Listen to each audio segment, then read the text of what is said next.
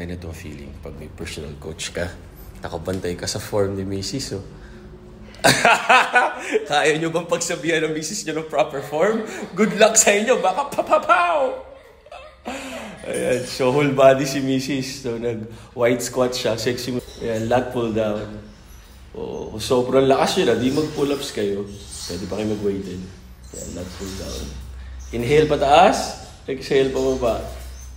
Inhale, exhale. Ayan, diba? Personal coach.